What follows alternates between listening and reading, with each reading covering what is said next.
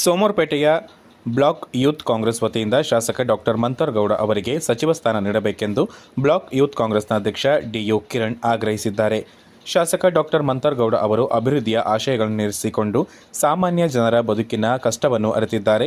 ಅಲ್ಲದೆ ಈ ಪೀಳಿಗೆಯ ಯುವಕರನ್ನು ಸರಿಯಾದ ಮಾರ್ಗದಲ್ಲಿ ನಡೆಸುವ ಹಾಗೂ ಬದುಕು ಕಟ್ಟಿಕೊಳ್ಳಲು ಸನ್ಮಾರ್ಗ ರೂಪಿಸುವ ಯುವ ನಾಯಕರಾಗಿದ್ದಾರೆ. ಇನ್ನು ಕೊಡಗು ಜಿಲ್ಲೆ ಇನ್ನಷ್ಟು ಅಭಿವೃದ್ಧಿ ಕಾಣಬೇಕಾದರೆ ಸಚಿವ ಸ್ಥಾನ ಅಗತ್ಯವಿದ್ದು, ಸಚಿವ ಸ್ಥಾನವನ್ನು ಮುನ್ನಡೆಸುವ ಸಾಮರ್ಥ್ಯವುಳ್ಳವರಾಗಿದ್ದಾರೆ. ಮಂಥರ್ಗೌಡ ಅವರು ಸಣ್ಣ ವಯಸ್ಸಿನಿಂದಲೂ ರಾಜಕೀಯ ಕ್ಷೇತ್ರದಲ್ಲಿ ಹಾಗೂ ಪಕ್ಷ ಸಂಘಟನೆಯಲ್ಲಿ ಏಳು ಬೀಳು ಕಂಡು ಯಾವುದೇ ಆಸೆ ಆಕಾಂಕ್ಷೆಗಳಿಗೆ ಪಕ್ಷ ಸಂಘಟಿತರಾಗಿದ್ದಾರೆ. ಕಳೆದ ಬಾರಿ ಜಿಲ್ಲೆಗೆ ಮುಖ್ಯಮಂತ್ರಿ ಹಾಗೂ ಉಪಮುಖ್ಯಮಂತ್ರಿ ಆಗಮಿಸಿದ ಸಂದರ್ಭ ಕೊಡಗಿನ ಶಾಸಕರಲ್ಲಿ ಒಬ್ಬರಿಗೆ ಸಚಿವ ಸ್ಥಾನ ನೀಡುವುದಾಗಿ ಭರವಸೆ ನೀಡಿದ್ದರು. ಇದರಂತೆ ಮುಂದೆ ಮುಖ್ಯಮಂತ್ರಿ ಆಗಲಿರುವ ಡಿಕೆ ಶಿವಕುಮಾರ್ ಅವರ ಸಚಿವ ಸಂಪುಟದಲ್ಲಿ ಡಾಕ್ಟರ್ ಮಂಥರ್ಗೌಡ ಅವರಿಗೆ ಸಚಿವ ಸ್ಥಾನ ನೀಡಬೇಕೆಂದು ಬ್ಲಾಕ್ ಯೂತ್ ಕಾಂಗ್ರೆಸ್ ಆಗ್ರಹಿಸಿದೆ.